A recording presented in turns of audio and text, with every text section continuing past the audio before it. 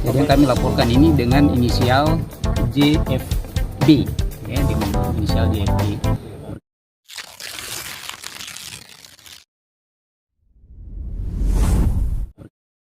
Diduga lakukan pemerasan dan pencemaran nama baik, wanita pelapor SB dipolisikan.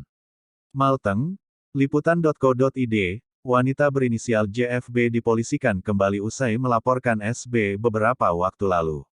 Wanita JFB dilapor balik oleh SB atas dugaan pemerasan dan pencemaran nama baik yang dilakukan wanita tersebut. Melalui kuasa hukumnya, SB yang saat ini anggota DPRD Maluku Tengah itu mempolisikan JFB secara resmi ke Polres Maluku Tengah, pagi tadi, Kamis tanggal 17 Februari tahun 2022. Ini pencemaran sama siapa? Di media elektronik. Dalam hal ini adalah klien kami itu dengan inisial SB. Yang sebelumnya barangkali kawan-kawan media juga ada beberapa pemberitaan berkaitan dengan kasus yang dihadapi oleh klien kami SB itu. Jadi yang kami laporkan ini dengan inisial JFB, ya, dengan inisial JFB, dugaan perbuatan pidana. Perbuatan pidana yang pertama berkaitan dengan pemerasan, kemudian yang kedua berkaitan dengan pencemaran nama baik melalui media elektronik. Jadi perlu beta jelaskan di dalam kronologi singkat, ya, untuk pelaporan ini. Yang pertama bahwa sebenarnya hubungan SB dengan ZFB ini itu berawal dari pertemanan biasa. Nah, pertemanan biasa kemudian yang berlangsung cukup lama. Lalu kemudian pada Maret 2021 kemudian ZFB ini teradu ini kemudian mempunyai satu cita-cita untuk memiliki handphone iPhone Pro 12 Pro. Nah, pada saat itu keinginannya itu disampaikan kepada pengadu. Dalam hal ini adalah klien kami. Lalu kemudian klien kami karena dengan dasar pertemanan itu lalu mentransfer sejumlah uang sebesar 5 juta kepada teradu. Nah, setelah melakukan pentransferan uang 5 juta kepada teradu ini, lalu kemudian ternyata uang itu tidak cukup untuk membeli iPhone Pro 12 Pro. Nah, lalu kemudian teradu ini mempunyai satu solusi yang disampaikan kepada pengadu bahwa bagaimana kalau dia melakukan pinjaman online. Nah, dan itu kemudian dilakukan oleh teradu dan pinjaman online itu berhasil. Dan sebagai dalam hubungan pertemanan, pengadu ini kemudian membayar setiap bulan angsuran pinjaman online itu sebesar 1.100.000 sampai pada bulan Januari 2022. Nah, sampai bulan Januari 2022 itu kemudian pinjaman tadi itu tersisa hanya 4 juta.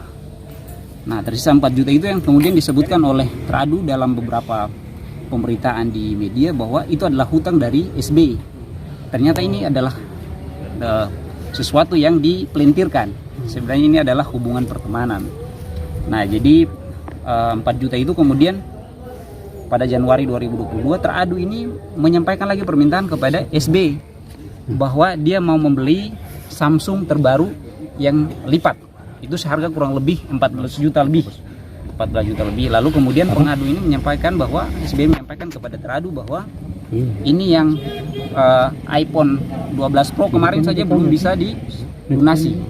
Kalau melakukan pinjaman lagi untuk membeli Samsung lipat yang harga kurang lebih 14 jutaan itu untuk kepentingan teradu, dia meminta kepada pengadu ini untuk membeli itu untuk kepentingan dia punya hadiah ulang tahun di tanggal 23 Februari 2022. Nah, tapi dengan alasan tadi yang masih tersisa 4 juta belum dibayarkan, maka pengadu kemudian tidak mengabulkan itu.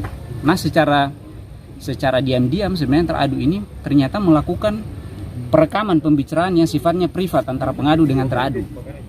Lalu kemudian pembicaraan itu disampaikan kepada pengadu bahwa abang sing sadar bahwa beta ada rekam. Karena pada saat itu pengadu ini sempat bercanda karena sesama teman dia menyampaikan bahwa di dunia ini yang ada yang gratis. Pada pokoknya begitu, bahwa ada yang gratis. Nah, lalu dia sampaikan seperti itu. Nah, lalu kemudian pengadu ini merasa bahwa ini kok seolah-olah saya dimanfaatkan untuk kepentingannya dia untuk membeli iPhone 12 kemudian dengan Samsung lipat yang terakhir. Nah, lalu dengan dasar rekaman itu kemudian yang teradu ini kemudian mengajukan laporan ini kepada pihak kepolisian kemarin.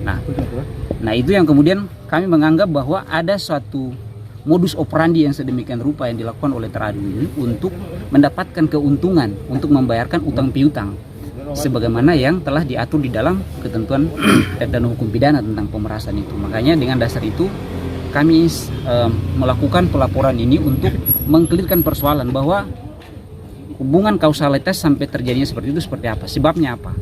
Logikanya adalah tidak mungkin ada asap kalau tidak ada api.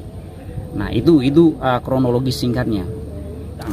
Kalau utang piutang berarti ada perjanjian di antara kedua belah pihak. Jadi ini murni urusan hubungan pertemanan, saling membantu karena ada keinginan lalu dipenuhi oleh pengaruh. Jadi tidak ada satu perjanjian yang mewajibkan kepada yang bersangkutan untuk melunasi apa yang menjadi barang yang sebenarnya dia miliki. Jadi hanya murni pertemanan, tidak ada hubungan spesial atau tidak ada hubungan perjanjian apapun.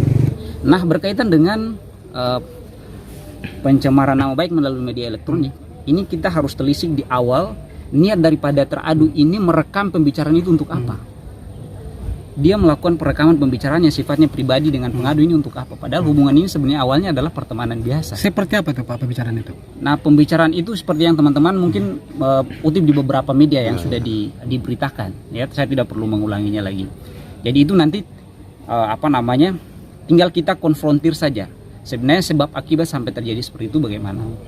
Nah dalam hal ini baik pelaporan pemerasan maupun pencemaran nama baik media elektronik, kami sangat yakin dan percaya bahwa Polres Maluku Tengah akan menegakkan hukum seadil-adilnya dan sebenar-benarnya. Karena lagi-lagi kami sampaikan bahwa SB ini adalah salah satu anggota DPRD di Maluku Tengah yang tentu mempunyai jabatan publik. Dia punya posisi juga sebagai salah satu ketua di perangkat dewan. Nah makanya dengan itu kita coba untuk mengklirkan persoalan ini sehingga publik tidak menerima informasi yang liar, tidak menerima informasi yang tidak berimbang. Nah sehingga kita harus meluruskan ini supaya publik mendapatkan informasi yang utuh bahwa ini kedudukan persoalannya seperti apa. Kami dari kuasa hukum SB ini merasa sangat dirugikan. Harusnya secara undang-undang pers maupun Memorandum of Understanding antara Dewan Pers dengan Baris Krim Polri itu harus kemudian dalam suatu pemerintahan harus meminta konfirmasi dan klarifikasi terlebih dahulu. Berkaitan dengan itu, maka kami akan melakukan langkah-langkah berkaitan dengan sengketa pers ini, yaitu kita coba untuk menyampaikan kepada media yang bersangkutan tentang hak korektif. Kemudian hak korektif kalau tidak ditanggapi, kami akan mengajukan hak jawab. Setelah hak jawab tidak, kami lakukan somasi. Kalau diajukan somasi juga tidak ditanggapi, kita akan mengajukan pengaduan kepada Dewan Pers. Karena sesuai dengan ketentuan peraturan perundang-undangan, ketika suatu media kemudian tidak mau melakukan hak jawabnya, maka media bersangkutan bisa didenda 500 juta rupiah. Itu berdasarkan ketentuan peraturan perundang-undangan. Dan kalau hak jawab itu harus orang yang meminta hak jawab itu judul daripada berita itu ditentukan oleh orang yang bersangkutan. Itu saya kira kawan-kawan media paham betul tentang persoalan itu. Jadi itu barangkali poin-poin penting yang perlu kami sampaikan. Dan kenapa baru hari ini kita melaporkan? Ya kan, kasus ini sudah bergulir sudah beberapa minggu atau beberapa bulan yang lalu. Kenapa hari ini baru kita laporkan? Karena kita ingin memastikan bahwa laporan hukum kita lawan juga dengan langkah hukum. Kita tidak mau melakukan persidangan atau proses di luar hukum dengan melakukan konferensi pers, tapi kita melakukan upaya hukum baru kemudian kita menyampaikan kepada publik bahwa kedudukan masalahnya itu seperti ini. Jadi seperti itu. Jadi bukan berarti bahwa pengadu selama ini diam saja atau menerima itu, tidak. Tapi kita lagi mengkaji dan menyiapkan instrumen hukum untuk melakukan langkah pada hari ini.